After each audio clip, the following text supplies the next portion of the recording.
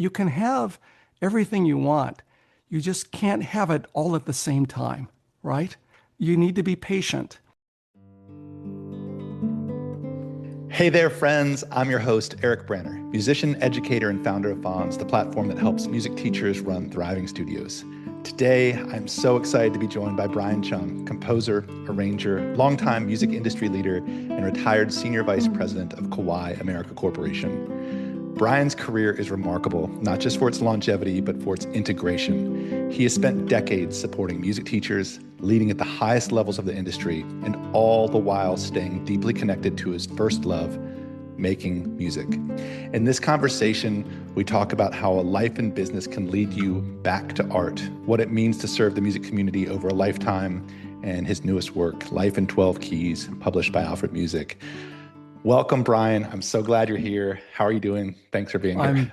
I am delighted to be here with you, Eric. I've been listening to a lot of 440 podcasts recently, and I so admire the perspectives, the multiplicity of perspectives that people who listen to this podcast will receive about our profession, about what we do in our business. So thank you for your work. I'm delighted to be with you. Awesome. Thank you so much. And you're right. It's wild when you talk to all these people who have lived this life in music, how each path is so unique, and there's similarities, but there's all this creativity that comes in how the arc of the career happens and the journey and the impact. And let's just start right there, because career is so fascinating, because you were deeply inspired by music. You devoted your life to music.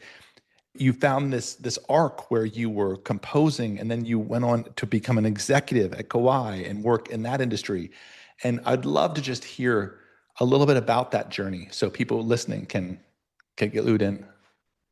Absolutely. I love to tell stories. And so, you were talking about the arc, and I was thinking the arc of my life, because I recently, I guess not about a year ago, did a life map and put on paper just the key points, the inflection points of my life along the way, and seeing this multifaceted kind of journey, this tapestry of my life left me with something that's very important to you. And I listened to part of your podcast, left me with a sense of deep gratitude.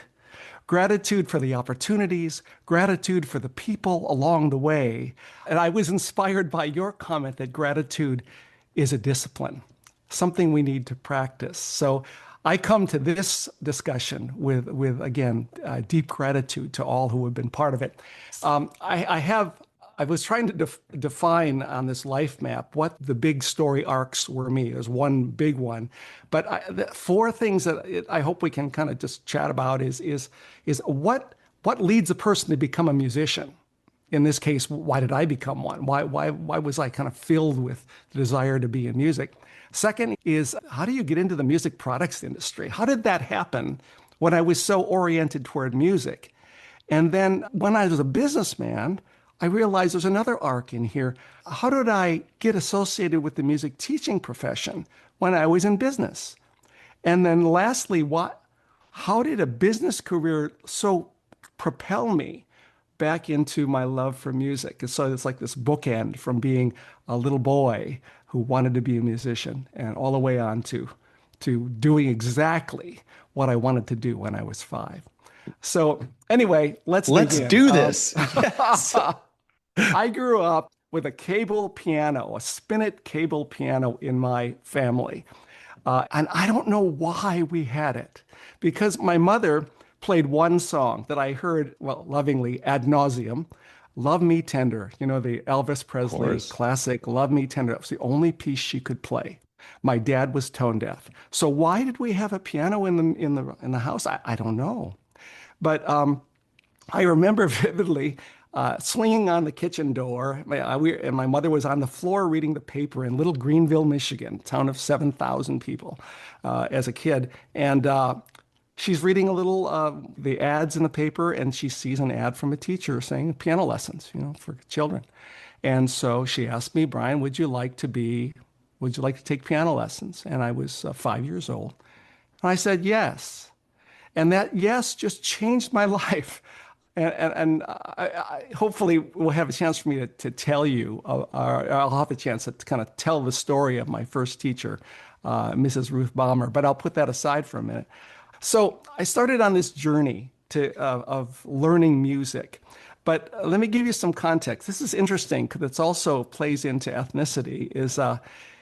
There's something about being an Asian American. Sometimes people say stereotypically that people who are Asian are so, what do they say, pursuing all the time, right? Oh, it's an achievement culture, and that's really true. My growing up was that way. I have a brother who went to MIT, a brother who went to the Wharton Business School. It's just the way things were growing up. And an interesting thing, and I don't know if this is true of all Asian Americans, because we're all different, but music making was not celebrated in my family for its intrinsic beauty, but rather for its ability to produce certain attributes in me that would help my career, right? Things like perseverance and discipline, attention to detail, all of which would be leading me toward the end goal, which was achievement. Because it was for me an achievement culture. And so here's the deal. So I look at my early years trying to figure out this duality. On the one hand, I love music, and my mom used to have these little memory books where you put pictures and would track you through all of elementary school. And one line on the page said, "What do you want to be when you grow up?" And I would write in big letters, "musician." Year after year, I still have that book, and I look at it and I say, "Look at that! I knew what I wanted to do as a very young boy."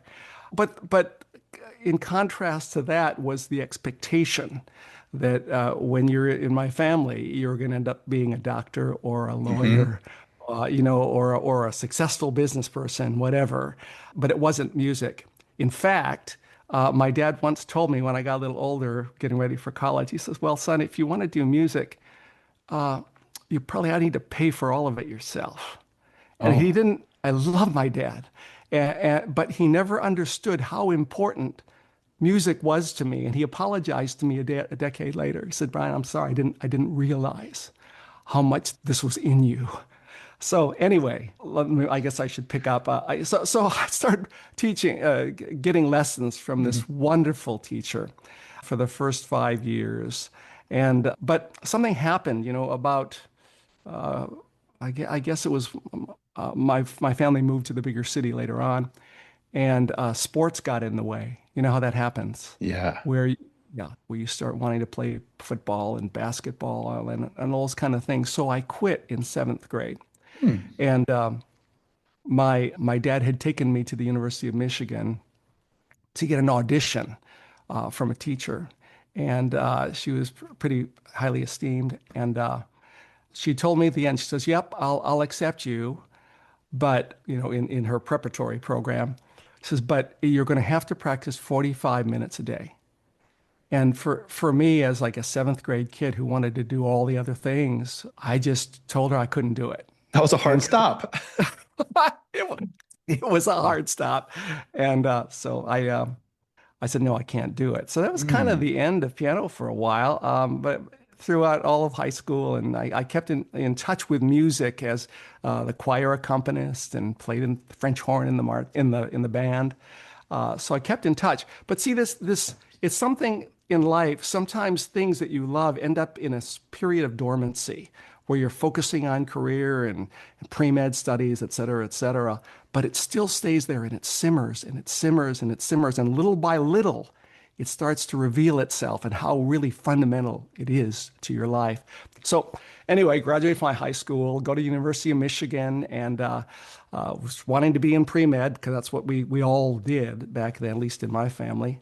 But I joined the Michigan marching band and an alto horn, and will never forget coming out onto that field and looking out to 110,000 people screaming and loving the fact that you're part of something. I still, every time I think of the M fanfare, is what we opened up with every time, this beautiful piece, it would just, I get chills today, and I'm a lot older now, thinking about those moments. But I was an avid student, so I had to get the grades. But the thing is, in my life, music keeps calling me. And so I saw this little sign one day saying that they were looking for musicians and singers at a place called Cedar Point in Sandusky, Ohio. It's one of the Six Flags. Yeah. Yeah. And anyway, Park. park. Amusement Yeah, it's park. a Yeah. theme park. Yeah. So I auditioned and got a job there in a show called It's Broadway Again, 1975, and we did 407 shows in 3 months. Yeah, it was kind of crazy, and just kind of cut my teeth on performing, and went from there. Am I giving you too much detail? Of course not. Just keep I it. I just keep going. But it's actually so exciting to look back on this story. So I become a sophomore in college and realized, I got to get more serious about this piano stuff, and I needed to know some technique because I didn't have a whole lot. So I started washing dishes in the dorm to get a little bit of extra spending money to get a private teacher in the area to study classical piano. And then the next summer, another opportunity, another sign on the kiosk that said, looking for people for the All-American College Singers and Show Band at Disney World. And so I auditioned and got it and spent a summer, one of the fantastic summer down in Florida during that college summer. Yeah. And then again, looking at these points on my life map, all of a sudden, and I moved from the marching band to the jazz band and played in the jazz band. And then suddenly, as a junior in college, the University of Michigan Music School, which is very highly esteemed, decided they would ask their doctoral students to get some teaching experience. And to do that, they would teach non-music majors. And I saw another sign in the kiosk. And I said, I'd like that. I auditioned, they accepted me. And so I had these wonderful doctoral students teaching me, a guy who really had not developed a whole lot of technique at that point, which led to, after graduating with a business degree, I probably should have gone on, and if I'd done it right as a business person, or a future business person, I probably should have gone on to a business internship or something. But along the way, I was just so fortunate to receive a Rotary grant, which lets you study anywhere in the world, kind of whatever you want to do. And so I chose music and got accepted to the Guildhall School of Music and Drama in London and spent one of the most fantastic years of my life studying piano and conducting there. And then, the year after, while I was there, saw another sign there that said, or at least in some kind of periodical, that they're about the National Endowment offering grants. And so I applied for a jazz grant and got it and moved back to the States. And so you can see music is just so fundamental, so pivotal to at that part of my life, to everything that I was doing. Yeah. But go ahead. Go No, ahead. can I just stop you for 1 second? Because Sure. I could just take 8 hours from what you've just said and really pick this apart. And I'm hearing Yeah. all these things that are really useful. And I just want to replay back to you a couple big themes I just picked up from hearing Right. what you just said that I think could be Sure. really helpful if you're listening. And one is you began by talking about the fact that you came from this culture of performance and achievement, right? Yes. And Right. but then within that culture, you had a germ of passion that was this calling toward music. And Yes. I love that. So you had this flame for it, but then you experienced a little bit of friction along that path. And maybe one question I would like to ask you sometime is, perhaps, what would your world have been like had your dad said, Brian, I'm so excited. Please don't be a doctor. We want you to be a musician, because it's often the friction that Yes. allows the embers to burn a little bit, right? And so you look Yes. back and he apologized, but really that was your path unfolding the way it should. And Yes. I love that you mentioned that moment of friction where you decided, I'm not going to practice 45 minutes a day, or I'm not going to Yep. go to music school. But the other big thing that I heard you say that I just wanted to stop, because I've heard you already pick out 4 things which were moments of spotting opportunity. And Yes. because a lot of people, especially young artists and musicians who maybe don't see themselves being in this like hyper motivated, they're creatives, but they're not as adept at seeking out these opportunities to be like, yeah, I'll try it. I'll take this job. I'll go Yes. to Disney. I'll do this thing. And I love that you just, in that opening, just kind of conversation, it's you're looking in the universe and you're saying, I'll do it.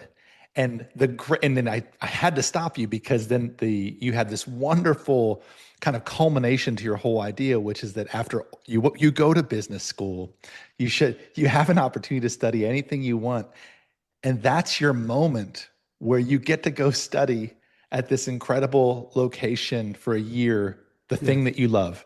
And so Right. you've created a cycle just in that formative stage that not only trained you to be able to go out into the business world and meet the expectations that might be applied by your family or by culture, but you also kept that fire going, and then you got your payoff, your reward and then even there in that year that you were there studying, you were just about to talk about another opportunity that you saw. And Yeah. this is the thing, and that I always look for with everybody that we bring on is what are those little, they're not secrets, but they're habits or devices or techniques of living that you're Yes. someone who keeps your eyes open, you have something you love, Yep. and when you find an opportunity, you do it. And I You love jump that. at it. Yeah. You So jump at it. And I even if it's really hard, Eric, even when it looks like you're not sure you can do it or you're scared, those can be, if it works out that you can enter into them, some of the most impactful times of life.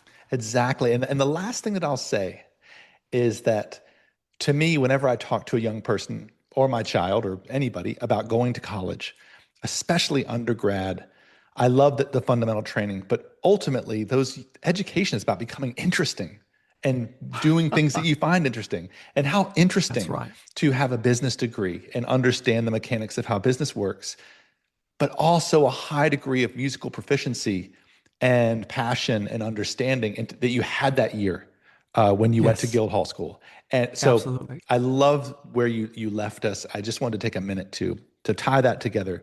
Keep sharing. Yeah, let's go. Sure. No, I love how you do this. Again, having listened to you as someone who oversees the podcast, I love how you bring insights all together.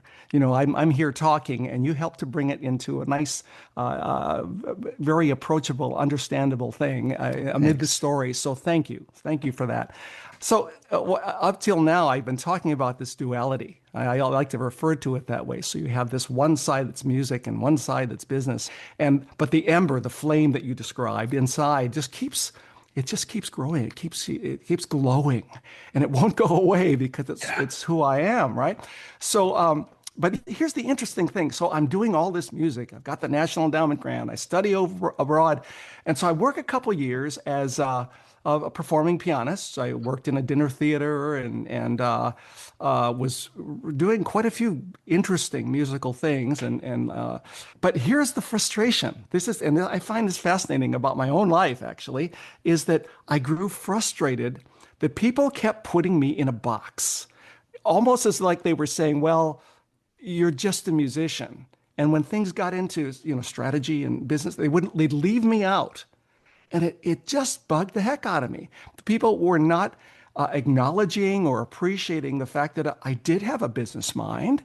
And so the boomerang gets thrown again. And I said, wait a minute. It's this is what, 2 years after graduating from college. I said, I've got to reconnect with my business self. And so I applied to and got accepted to the Kellogg School of Management at Northwestern, which at that time is the top marketing school in the country, and I think still is. And I was just thrilled to be there because it was a chance to re-engage another part of me that it was kind of becoming a little dormant for me, and would address that issue is why aren't people really appreciating that side of my life? So you can see this is a tug of war back and forth Yeah. between business and music, right? I graduate with the MBA, and I did what you're supposed to do as an MBA is to go into a business job, right? I didn't have any internships prior to that. So I worked for AT&T. I came back to California and they had this job in Hollywood, and it was a typical business job. I was selling big communication systems like you'd get in when you walk into a big office and multi-story office, and they're connecting the communication phones and everything like that. And I did that, and I did a small startup. but amid that, I still had this career dysphoria happening. I was doing MBA things but music kept tugging back at me. For instance, so I'm at AT&T doing this job, and the only time my music became important was when they had holiday parties, and they'd say, "Hey, I heard you're a piano player. Would you play for, some dinner music?" And so the music meant nothing, honestly, in that context. And then I joined a small startup with a fellow MBA colleague and I loved the experience. We grew it into something where we had national presence with a small, very unique item. And I did that for a couple of years, but it was a small company that couldn't support multiple MBAs. It wasn't going to pay off. So I started to go part-time. And I said, maybe I can do a little bit more with music. So I plunked down 20,000 on a MIDI studio, and which was back in the 80s. 20,000 was a Whoa. lot of money to spend, right? I took all my savings and plunked it in, learned what MIDI was all about, and I got work as a musician. I got a director. Was doing some small films, and I got to score for those films. I did multimedia projects for organizations. I got a corporate training video from Hughes Aircraft that I could write for. So I was really immersed in it. It was really very satisfying while I was still phasing out of this little startup.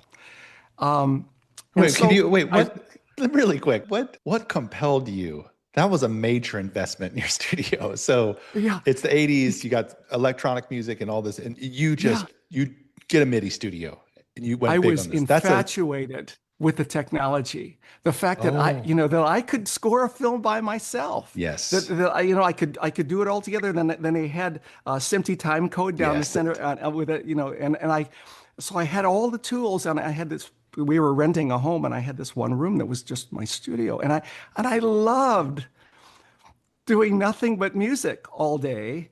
But see, here's the weird part was that money got tight.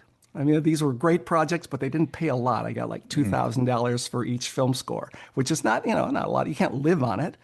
And I had two of those projects that came due on the same day. There was one for Hughes Aircraft, one for another, a Christian organization. I was doing a multimedia thing for them. And I was working probably 18 hours a day with a mouse and and a sequencer and playing, and I ended up with what's equivalent to carpal tunnel. I could not play. And I had three films that were lined up. The director kept saying, they're coming, but they were delayed for funding. I had a third child on the way by that time, Oh my wife boy. and I. And Whoa. I had this MBA and I should be making good money, et cetera. And I was stuck. I couldn't play. I couldn't do the films, even if they were there. So this was a pivotal moment in my life where I told my wife, I said, "Dear, I'm going to walk the neighborhood. I'm going to wrestle with God." And being a man of faith, I thought, I got to put this out there. So I walked for 90 minutes and I wrestled with God. Questions like, Lord, why'd you put me here? Why am I, what do you want from me? Why am I in this spot? It was one of the most dramatic 90 minutes of my life. So I come back and I have come back to my little studio, just really bewildered, not knowing what my future was going to look like. And Keyboard Magazine at the time was like the holy grail, right, for Of keyboard course. players in particular, right? So I just went up and I picked it up, threw it on the desk, and it opens up to a Kawai ad. Now, literally, I didn't do anything. Boom, it was there. And I had known about Kawai because I was a pianist and I had great respect for their pianos.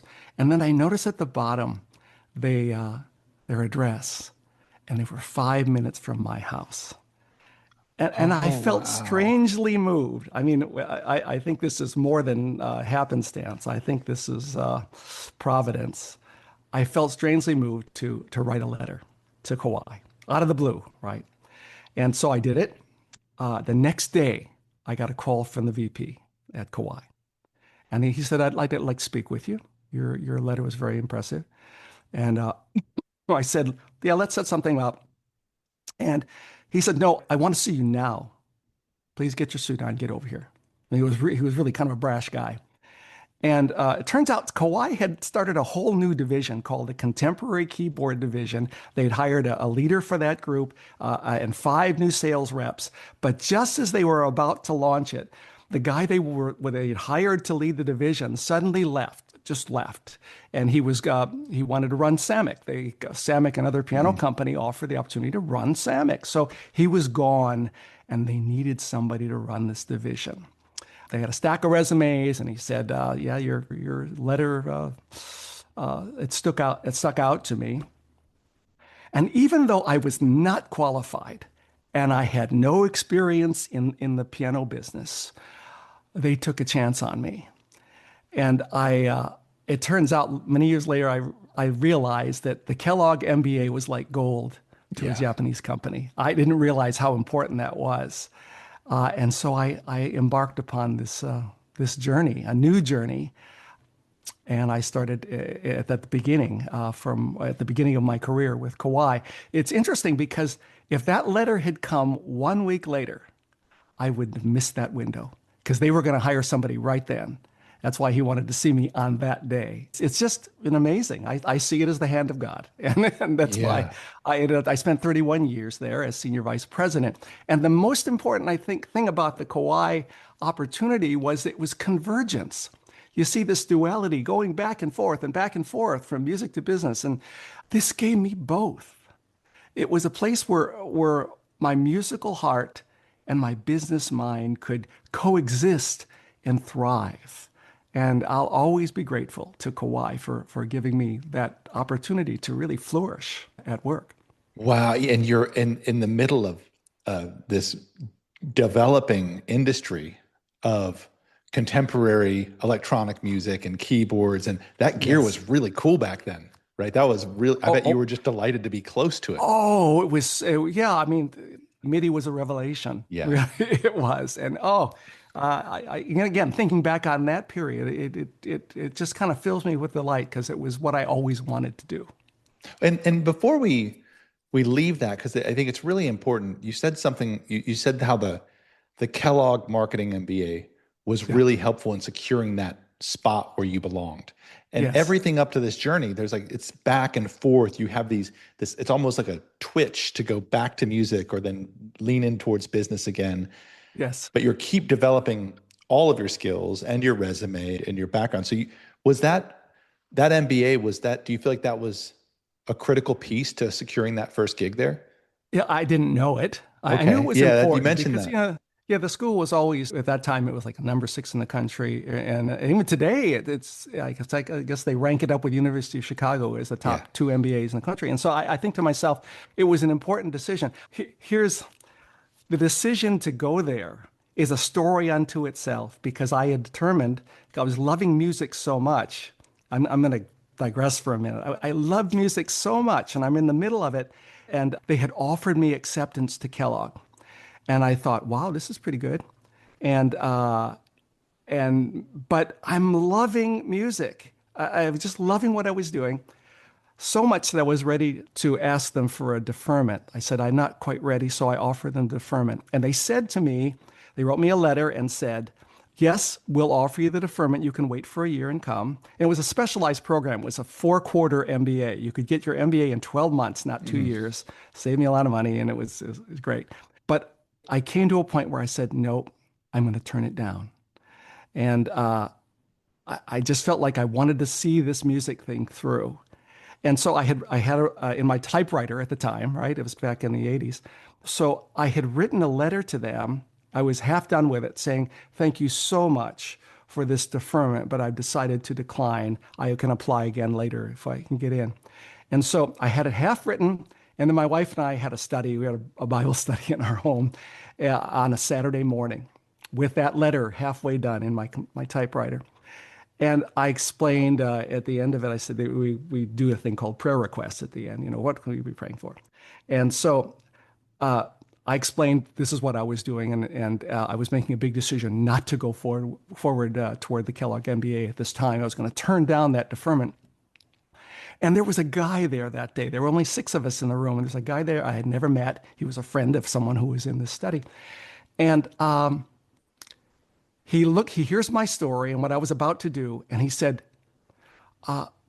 "Excuse me, can I offer you some advice?" And his advice was, "Are you crazy?" I mean, he just looked at me. He said, "Are you crazy?" Because he says, "Look, you don't know this, but I'm a recruiter for the University of California Irvine Business School. And there are people who would give their right arm for this opportunity that you have right now in Mm, your hands." I think they wanted me to put down like $500 to hold that space for the mhm. next year. Okay. I didn't want to pay the $500, right? He says, "You take out your checkbook, you write that $500, and you accept that deferment." And so I did.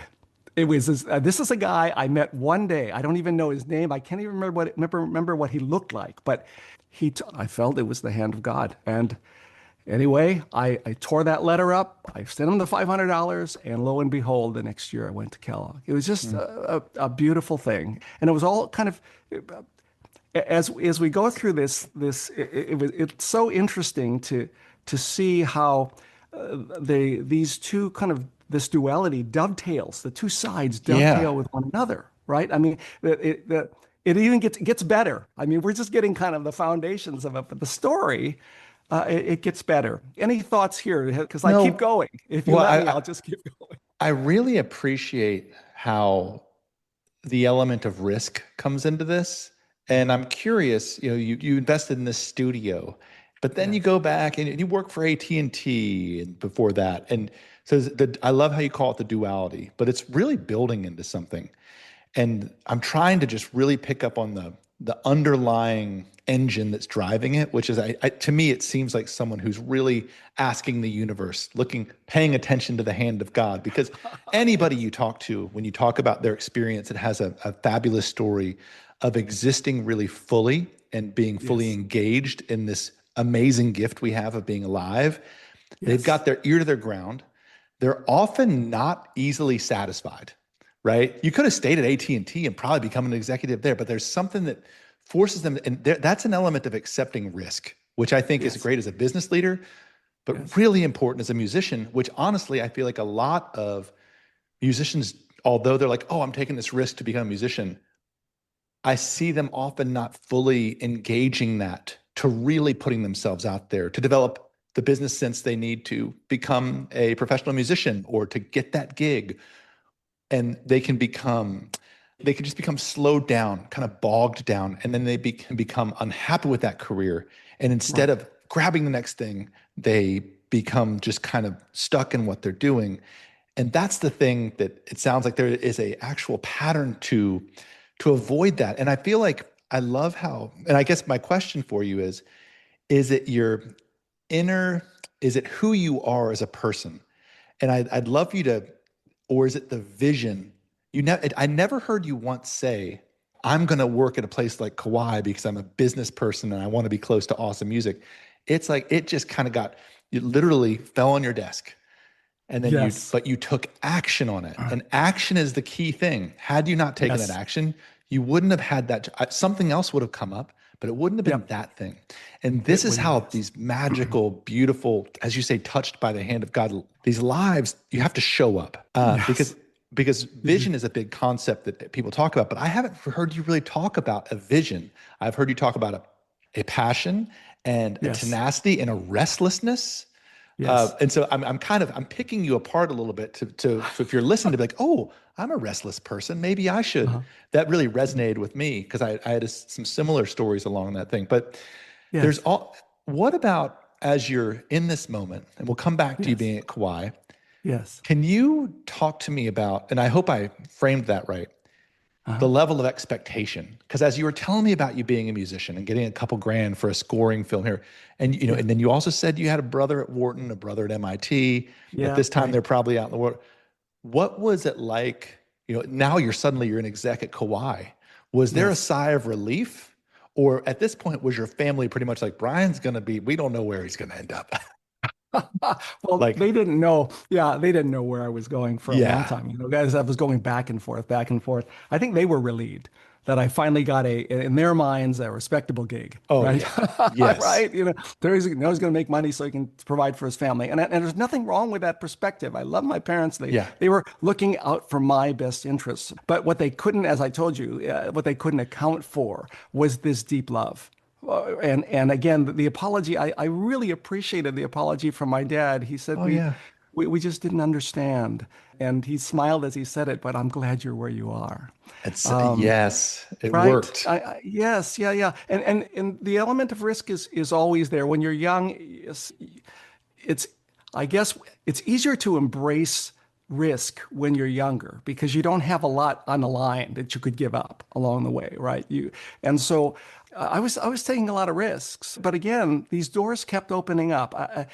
I guess I was I was surprised. I was joyfully surprised by opportunity, and I just tried to align myself. One must know oneself, and I'm going to go off topic here, and this is something that's been a kind of a guiding force in my life and sort of a theme. Is that you don't always have to know where you're ending up. I was a bowler for many years as in the Chinese bowling league in my earlier years. And I once 2 weeks straight bowled 256 and 268 in consecutive weeks, which is like amazing for a 13-year-old kid. Anyway, I realized you don't necessarily aim for the pins. And you think, what?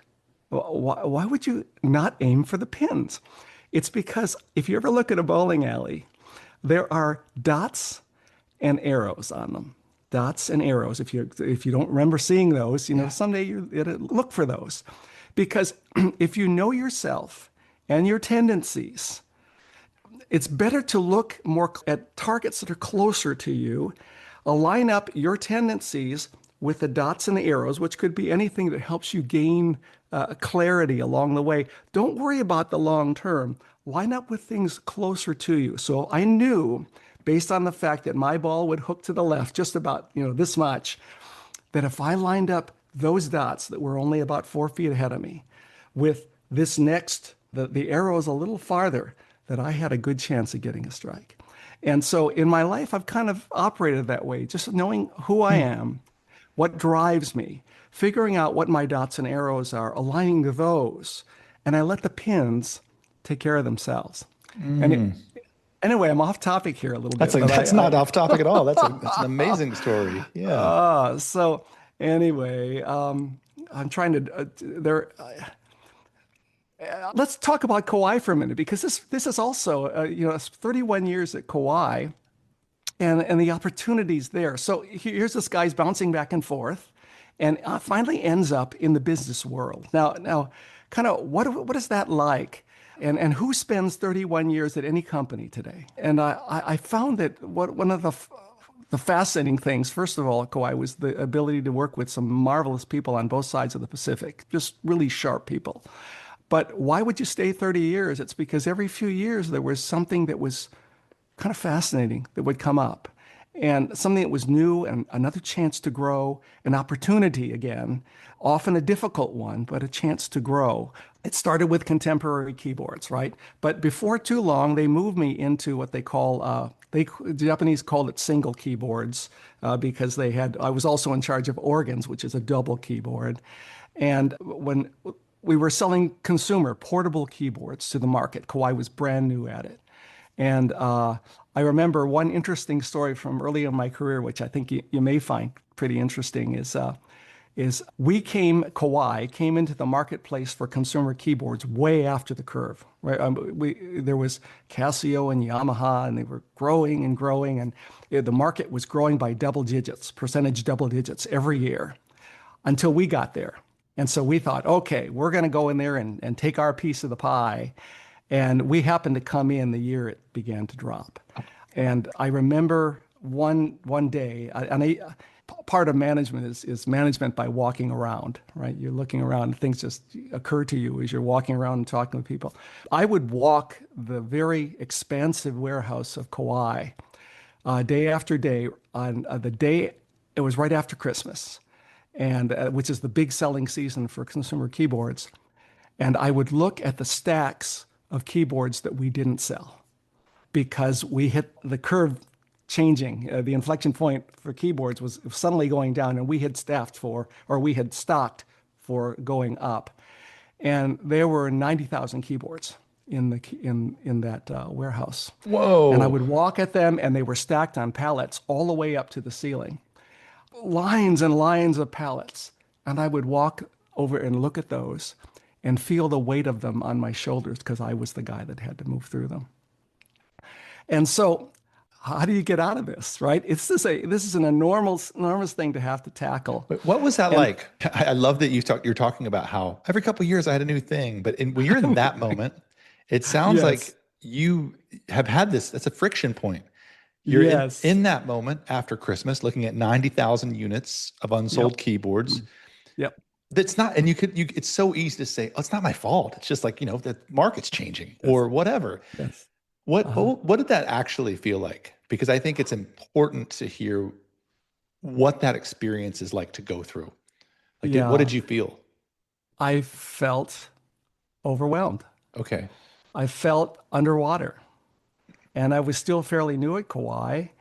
How are we going to get out of this? Were you scared?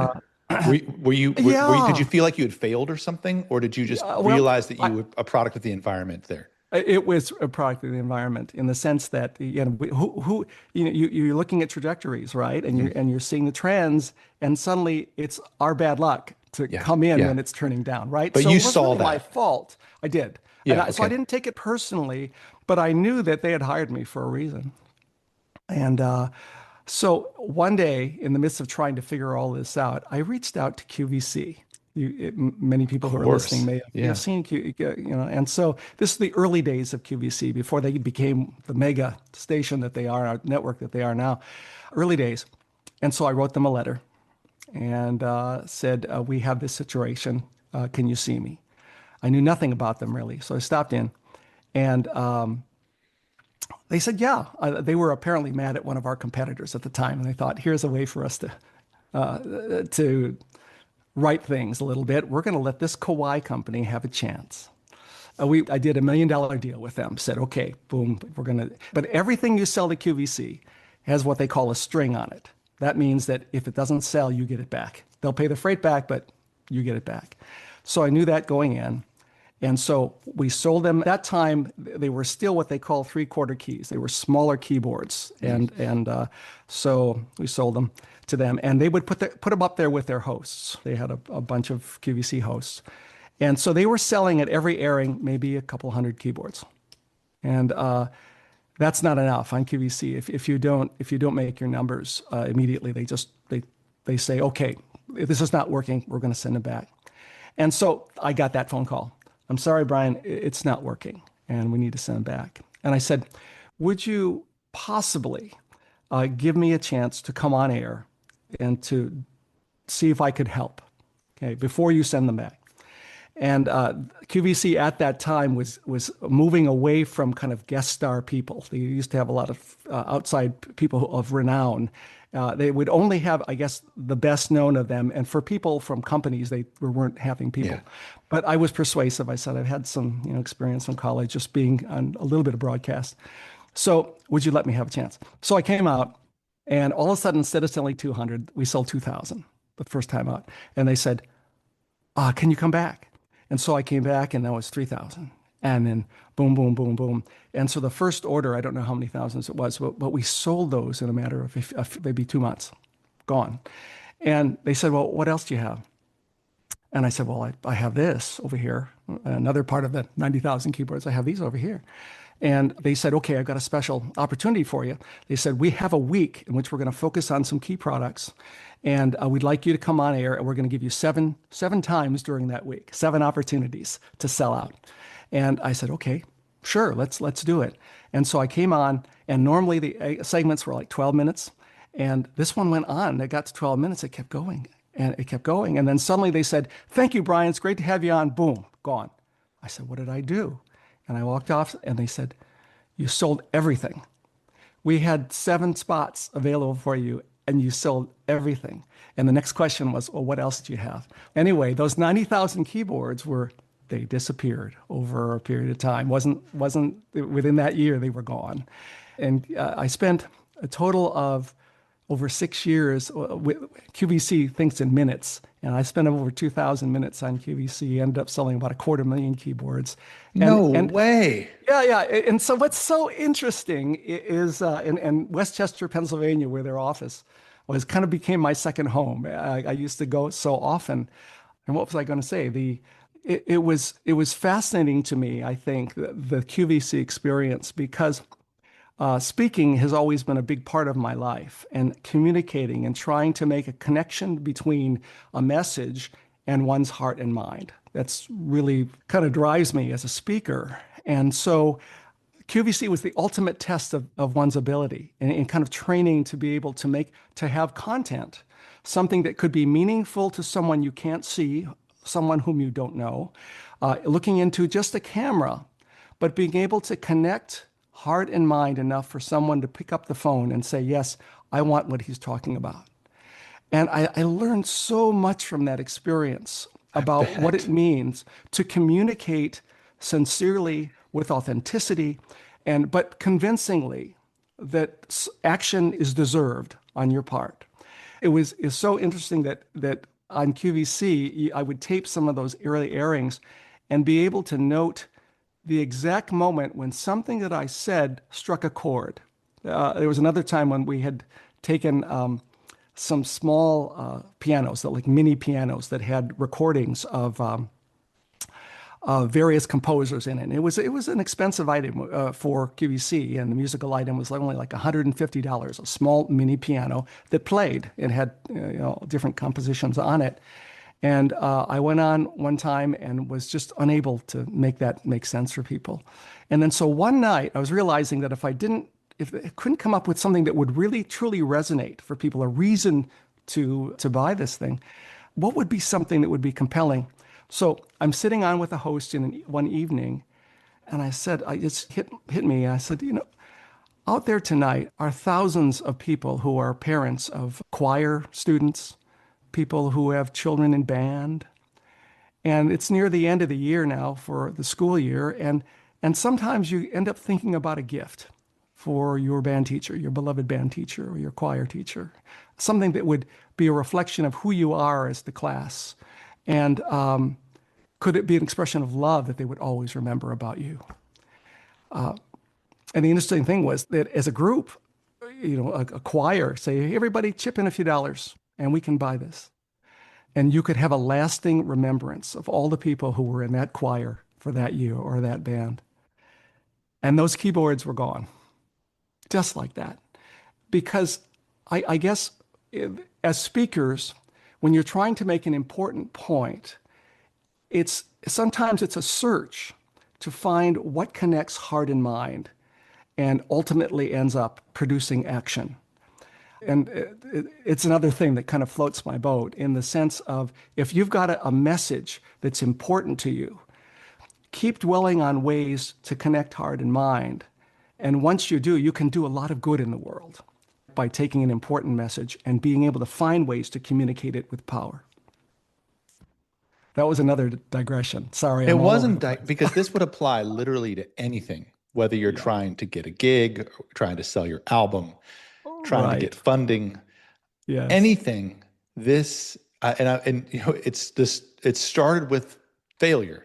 You did not sell what was supposed to. You Yes. you spotted an opportunity, but I would not have guessed what came next, which is like, well, let me come on there, because most people Yep. would never think. They're like, I'm not going on QVC. That's like for them to do. Especially, that's Yeah. not my job title. But you're like, Right. let me give this a stab. And And none of them were business were musicians. That's why they didn't know what to do with this keyboard. They didn't yeah, know and so how to make you it sing. did. So Uh, I love that you went back. You obviously, I'm guessing you had this idea for a script. You tested it. It worked. It got better and better. But your thesis is that you were talking about a message, and you said it 4 times, coming back to connecting Heart and mind. Yeah. heart and Yes. mind to create action. And Action. yeah, and the message, heart, mind, action. Yes. What, and you said you're digging for things. And actually I do this when I meet with new students too. right? When I'm meeting with a new student, that might be my studio, or it can be in work too, which is it's a social skill, which is you're looking for what resonates. You're trying to find something that Yes. connects you. But I've never looked at it in the way of heart, mind, the message, and action. And I think Yes. that's a really great thing to, if you're listening, is to play with that. Because we can be Right. really good at saying, well, this service I do is very this and that, and you will go to MIT if you study piano with me. But that's not heart. That's mind. Right. Or the way you talked about that gift to a choir teacher, that everybody can pitch in a couple bucks and make this Yeah. lasting impression of your Right. love and your appreciation. That gets right to the heart. That's what inspires the action. Right. In marketing, when in marketing 101, as they always say, benefits over features. What's Hmm. the benefit that you just mentioned is like Yes. this everlasting memory of the class being so grateful for this teacher's work. That hit me as you said it. How did you come? Yes. So you're trying these things, you have an obstacle, but you're really Right. going home and reimagining a sales or a branding or it's a marketing pitch basically. And then you're testing it, communicating it through a human channel, which Yes. is really interesting. Were you just not afraid of rejection inherently as you're trying these things? Or did you, in your mind, did you just think they were going to work? Well, yeah, no, I think from the with this particular keyboard, I was addressing a real need. I didn't know what the need was, and at that particular time of year, people were looking for something to give their teacher. Well, why not this? And I guess you kind of go back to where is the need, and you start to search. Okay, what is a specific way I can meet a need? And and I think this idea of heart and mind is so important because you might understand it with your mind, but you don't have enough heart in it to move into action. I've always thought to myself when I ask the question, will this resonate? Will this make sense? Is it an authentic need? I'm just not making something up. I could have said that, all the features and value of the intrinsic value of this instrument, but it wasn't really reaching out to a felt need on the part of those who were listening. But I had to keep kind of drilling down to what would be a specific situation in which the need for this lovely instrument would be compelling to somebody to induce action. So that's where it came from. And it's a beautiful story because it took a lot of searching. I had to kind of sit here and say, well, what? A lot of just thinking on airplanes and thinking on my way over there, what would be a way to find something that resonates? So you're being creative about solving that problem. And this is an internal monologue. That's what I'm looking for. Yeah, You're yes, talking to yourself, yes. you're Hmm. playing. And this is where I always get back to where, my dad was an entrepreneur and a business guy, and my grandfather was a musician, Yes. is the creative spark really helps to Mhm. do this. And I want to actually, as we start to, I want to move this conversation because I want to talk to you about the leadership and the work that you've done for the music teaching community with Okay, MTNA and sure. stuff over the year, and your work as a Yes. composer too. We have so much to chat about. Yeah. Right. But before we do, like this idea, let's say I'm a piano teacher Okay. because I want to come back to that idea of where you started as a pianist and your first piano Mm. teacher. But let's say I'm a piano teacher and I'm listening to this and I'm curious and maybe I'm having a hard time signing up new students in the new year, Mhm. right? And I've done the things. I've put up an ad on Facebook that says, that kids that play piano get better SAT scores or whatever. Mhm. I've tried these things that I see in the Facebook groups. How would you play with the idea of communicating to your community, or whether you're just hanging up your shingle as a piano teacher or Mhm. talking to a potential student? It's like, hey, I'm looking at you, Brian, but I'm also maybe looking at this other local music school, and I'm talking to other teachers too. How would you go about discussing something like piano lessons for Sure. a family that's considering it? Um, Years ago, I was on an airplane talking with a businessman. We're talking 35 years ago. Was it 30? Yeah, from now, yeah, 35 years. And we were just having a conversation, and he said, "There's a book out there, and that he had read that it said kind of transformed his thinking, and it was called Positioning, and now it's a very old book, but it was the idea of everybody at some point in time, if you want to succeed, you begin to own a unique word in the mind. Uh, when I say word, somebody might own the word best in their category, or at Kawai, we were a piano that endured. That was we were. If somebody were to own best, it would be one of the like a Steinway that often Yeah. owns the word best, right? Our pianos endured. That was something in the way we crafted Volvo them. owns safety, What's right? that? I'm sorry. Volvo owns safety. Oh, yeah, Volvo Yeah. owns safety. That's right. To own a Yes. word, and so one to position oneself. One has to probe inside and say, well, first of all, is there something that is unique about me? It's the old unique selling proposition, right? Yeah. How does one sell oneself? So you look inside and say, what's different about me?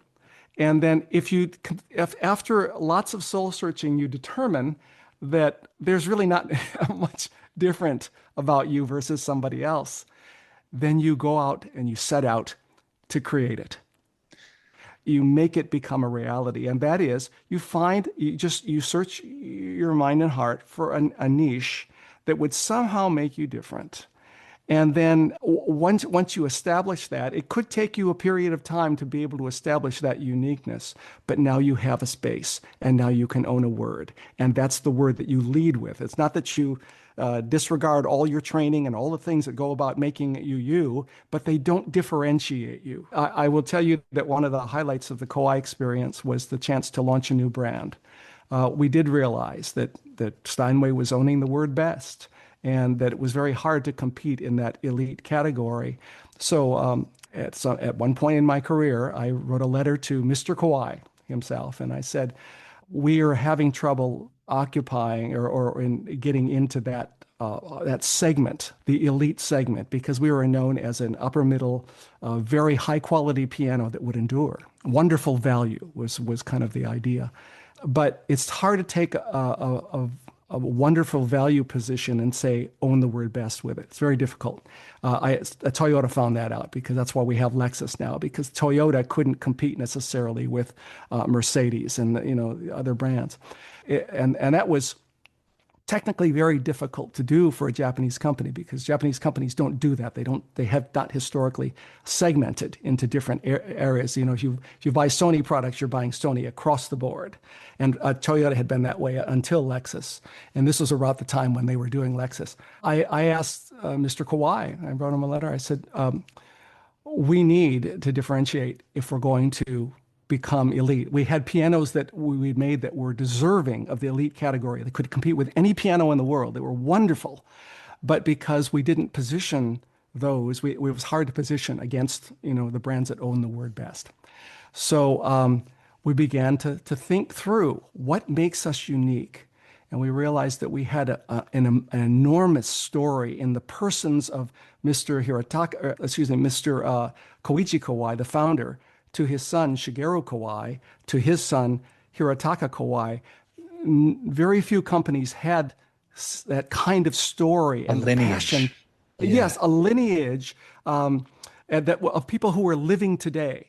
You have stories where people have gone on, but we had living leaders today.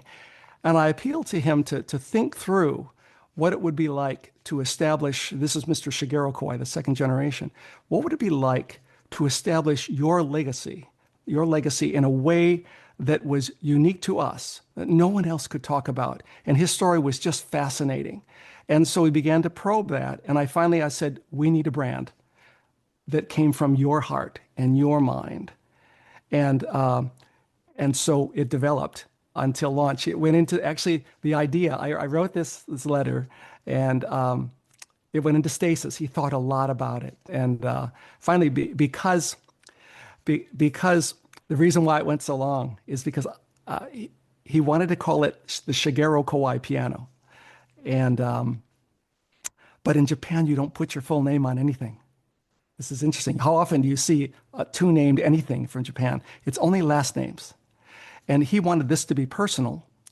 And so we called it Shigeru Kawai. But in order to make it something very special, and by the way, you only find things, both names, in something like samurai swords in Japan that are made by an artisan, and were one of a kind. And so you would never have that happen. But he named it Shigeru Kawai with several provisos. But the most important one was that anyone who would purchase in this country, Shigeru Kawai would receive a visit from his best and brightest technician. We have a cadre of exceptional technicians who travel in all the major competitions around the world and prepare pianos. And he said that in order for me to preserve my duty to my name, my whole name, and all the passion that's in it, I will send one of those people to your home to service that piano, to put it into top condition, to carry on my legacy in your home. And again, Wow. that I mean, that is unique. It's no one's ever done that in the entire piano industry, the history of the piano industry. And so talk about owning a word, owning this idea of uniqueness, personal accountability for his name.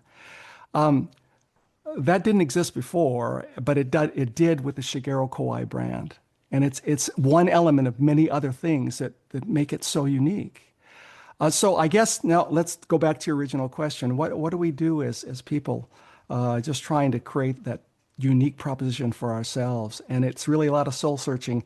If it's not there innately, you seek out over whatever it takes, over whatever amount of time it takes, to find a way that you can make the skill set or your approach to music or your approach to people, your approach to careers and music together, whatever it takes to find a point of uniqueness.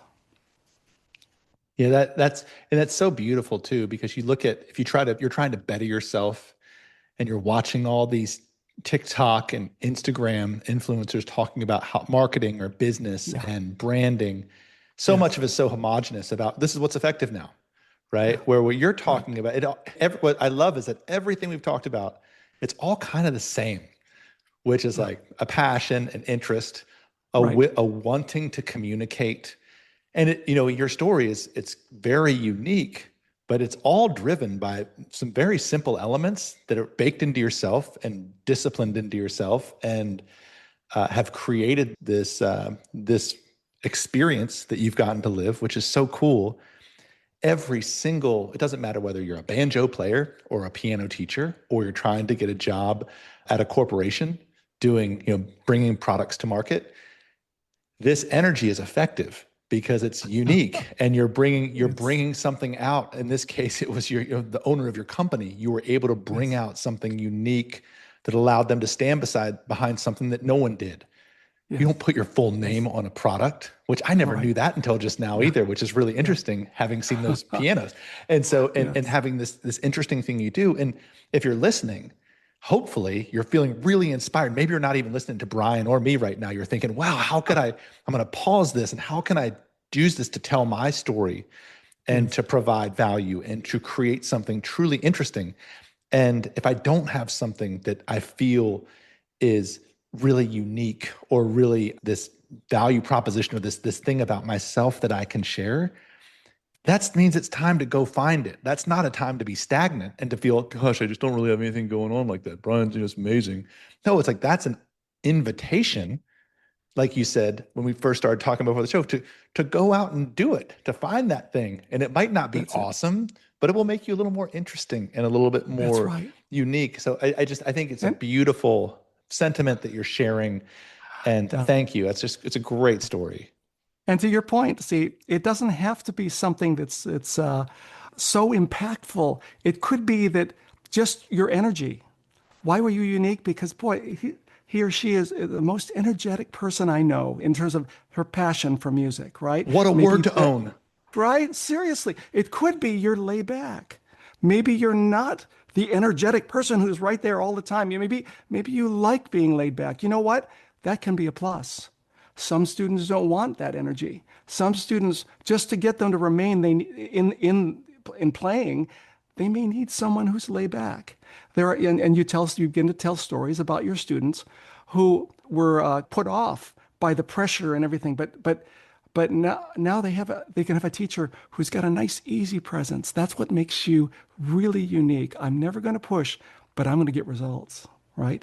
There's all kinds of ways you can take something that someone else might perceive as not necessarily positive, and that can become your strength, because because people out there are all different, right? So you can sometimes find exceptional uniqueness in places you don't expect to find it. And how much better to be, say, that laid back person and not connect with Yes. some students Yep. instead of trying to force yourself into something that they don't want or that's not right for Absolutely. them. And Yes. what you're doing is positioning Yes. yourself where step one is knowing yourself. And that's really important, is knowing how you exist and how what your energy's like and how you convey yourself out in the world. I mean, it's a beautiful, if you're listening to this, it's like I'm so motivated. This is a great way to look within yourself and also to ask, am I being, when they say the big word to own right now, authenticity, you know? Yeah. Well, that's a Sure. tough one if I just say, Brian, you're so authentic. But this is Yeah. actually this is breaking that apart. Like, what does authenticity really mean? It Hmm. really means knowing yourself and having the Yes. courage to say it and to own. Yes. I like to own that word, to position yourself in that way. I mean, this literally applies. We could be talking about lawn services. This could be a lawn service Very, podcast. And I'd be like, Brian, this is amazing. Oh my gosh. very Uh, true. so thank you for that. And I think that's an excellent lesson and piece of wisdom that every single person listening should be able to feel really inspired by and feel invited by, which is a word you said earlier when we were first started Yes. talking, this invitation. And Invitation. so speaking of music teachers, I have 7 pages of notes for this conversation because I knew that you had a lot of stuff going down. So I researched it for the last couple of weeks and I was very looking for, we haven't talked about a single question that I had written down, which Is really that means it's going to be a great show. Right? So we can always do this again sometime, but Yes. I would love to maybe bring this back to the beginning of your music. And if you Yes. could, maybe talk about that. I know you wanted to share that. But I also, what are you doing now? You know, we talked about Kawai, Sure. and I want to make sure we discuss this. You know, you've had this great run with MTNA and being such a great leader there, but you're a composer. That's how I know you. I actually know you as a composer. Amazing. So, And that's new for me, right? This is right. yeah, here's a little another of these little stories is that when I was a kid, I was again bowling league, right? And this kid started to make fun of me. And because I wasn't very good at the time. I was very young, maybe 7 or 8 years old. And he was really belittling me, one phrase after another. So I finally got up the courage to look back at this kid who I think was a year or two older than me. I said, but I bet you I can play piano better than you. And just really and he looked at me and he said, I bet I can play polkas better than you. I bet I can play, and he listed off a whole bunch. It turns out he played piano too, and he humiliated me. I just sat down and sunk down in my chair. What am I going to do? And I've always wondered whether that situation compelled me in older years to pursue never being able to be humiliated like that again. And that meant that I could do a lot of different things, and I guess as I look at this crazy resume that I have that covers, there's a businessman, and then there's an arranger, and then there's a speaker, and then there's a composer, and I guess I always wonder if it was motivated by that moment that I wanted to be able to do a lot of things and pursue a lot of things and chase a lot of dreams because I never wanted anybody to say, well, to totally humiliate me that I couldn't do other things. Whoa. Do you think that moment was profoundly impactful in your So makeup? I guess it just never left me. And so it wasn't until about 5 years ago I realized that. I said, you know what? That moment was very important because it helped to explain why I keep going off in these different directions and trying new things.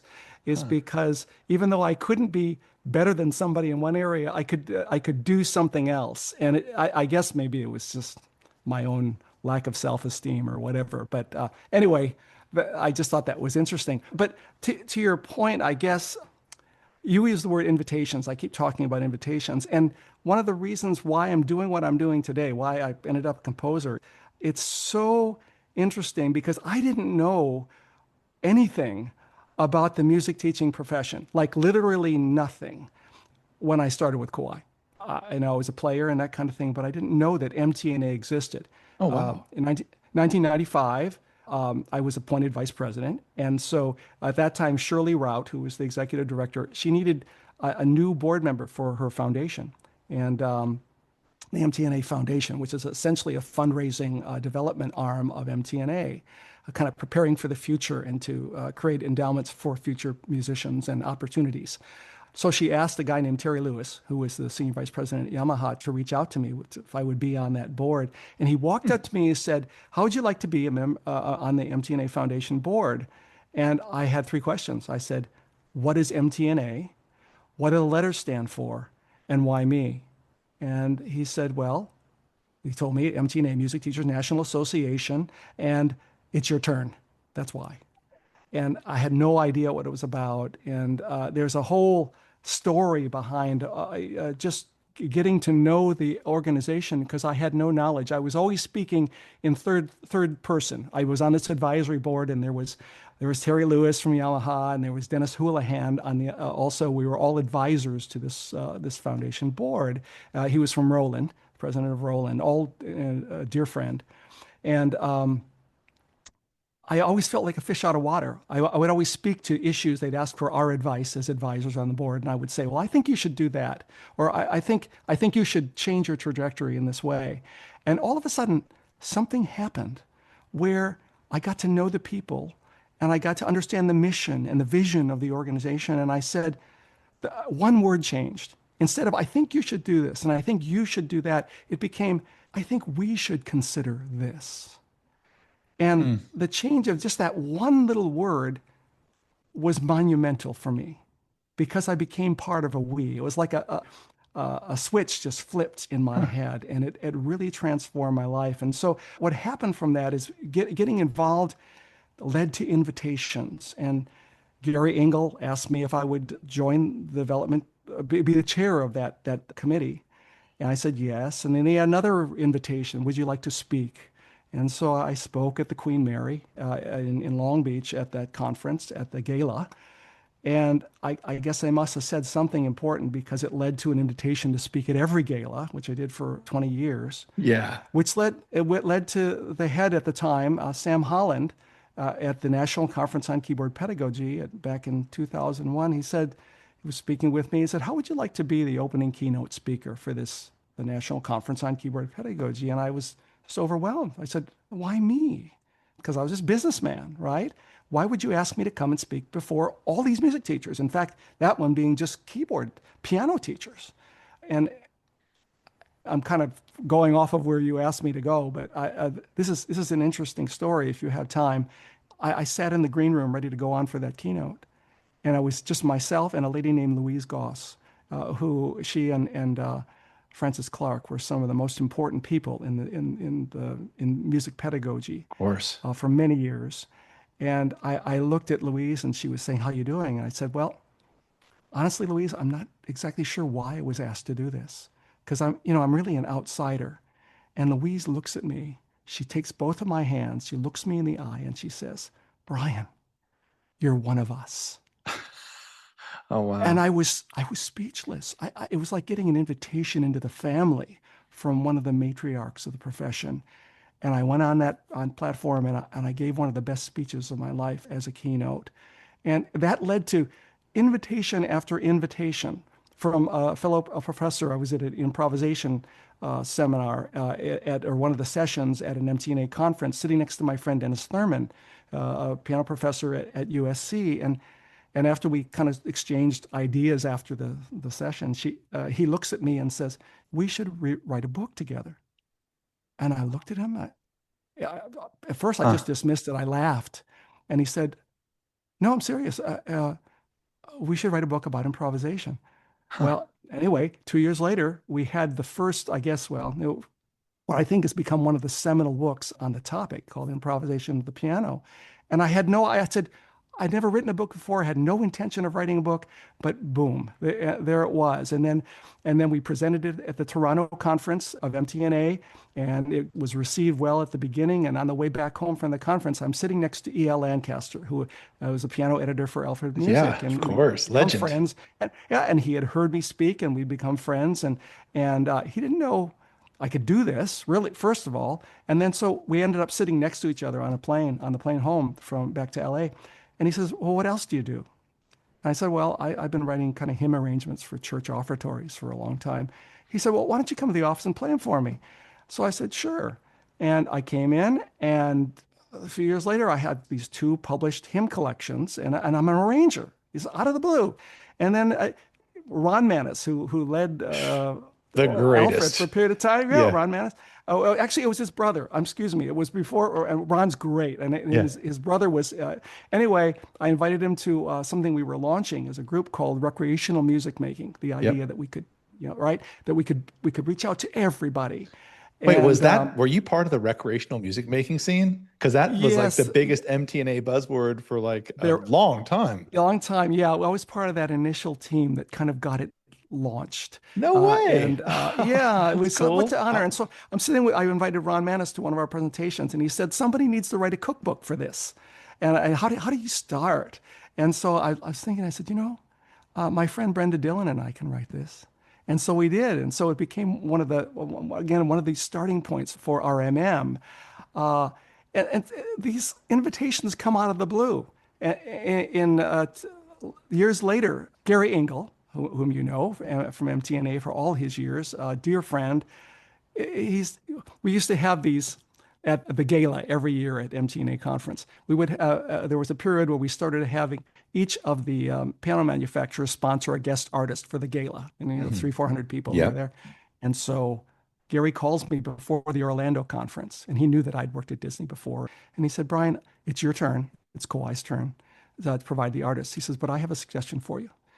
You be the artist. I said, what? I mean, this is a room full of music teachers, Yeah, that's many of them scary. pianists, tremendously scary. Anyway, I said yes. And I look back and I was terrified Yeah, that's to a say definite yes, no. Yeah. right? But it became one of the highlights of my life. I got to, it was a wonderful thing. And then again, going too far, and you can edit these out if you want, Not a but one. Yeah. I get a call right after COVID, or actually during COVID, from Ann Witherspoon, who headed the MTNA Collaborative Music Commissioning Project. They wanted to create collaborative music for different kinds of instrumentation, and they would commission it.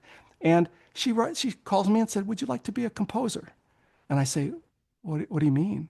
I'm an arranger. She said, no, I think she was there that night when I played in Orlando as the gala artist.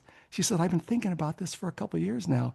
And so I wrote a piece called Floating, Falling, Flying for piano, violin, and oboe, and found that I loved instrumentation and being able to compose, because I'd never really done much of it. I'd written songs and that kind of thing, but never done that.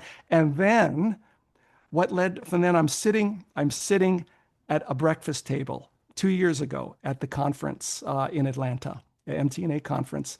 My friend Brenda Dillon had a standing breakfast with your last guest on this podcast, Brian Shepard, Wow. And Davis Duro, your first guest on this Okay, we're podcast. tying it And together. and Okay. so four of us are sitting at breakfast, and I had not ever met Davis before, and he was assigned to be or given the responsibility as the new piano editor for Alfred Music, and I said, well, that's my publisher.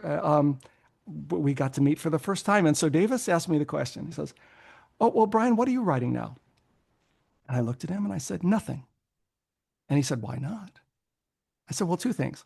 I have nothing to write for, and I have no deadlines." And so he thinks about this. And a week later, I get a call from him. And he said, "Brian, I have two things for you: something to write for and a deadline."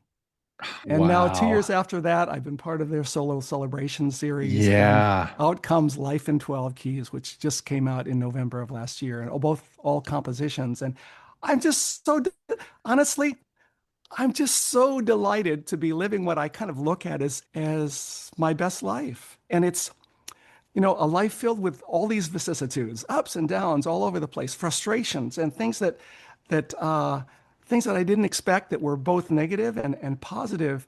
And yet, in today, as someone who spends his entire days, except for pickleball, I spend my entire days uh, just focusing on what it means to make meaningful music. I'm Mm. so profoundly grateful. And again, I was so impacted by your idea of thinking of gratitude as something you practice, and thinking of gratitude as a discipline. And that's exactly what I'm trying to do now. Living Mm. life as a retired person, able to do whatever I want, and able to uh, devote as much of my life as I want to this thing that I love with a sense of deep, profound gratitude. Well, you can So sure feel it. You can sure feel it, and I'm I'm glad. I'm so happy that you get to do that. And Yes. as we this thank you so much for being here. This conversation has been so just magnificent. I hope we can do it again because I would love to. we haven't gotten into any of my questions I had for you. But but I'm so glad we didn't because you answered all of them. And Okay. there's just so much there's so much useful information that's so practical in different ways that anyone listening in any phase of their career, whether they're in music school, trying to figure out what they're going to do, or whether they've been doing this a long time and maybe they're feeling a little stuck about saying yes. There's just a handful of recurring themes that I've written down. This uneasiness to and this curiosity, this ability to say yes, to looking for little glimmers of ideas out in the universe, Yes. having, as you say, looking for the hand of God, talking to God, you Yes. asking, having this internal monologue. The way you talked about putting together your sales scripts, that story was so great. There are so many Mm. stories you shared that had hard stops in them. Like when someone asks you to play at the gala as the performer, you're like, I'm not doing that. These people are all super, but you do it and you say yes and you Yes. accept it.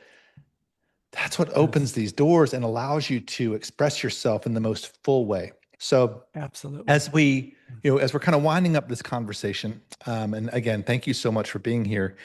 I would, I do have one question that would be really fun to leave us with, which is if you were talking to a young musician and they were feeling torn between stability and creativity, where you are right now, Yes. uh, this, how would you guide someone to say, gosh, Brian, your story is amazing, but maybe I didn't get an MBA or whatever, but I'm really feeling pulled right now by this element of stability, wanting stability in my life, Yes. or I'm really feeling motivated by this creative spark and this passion. What would be your words to them? Because you're someone who's balanced those two things so well. Right.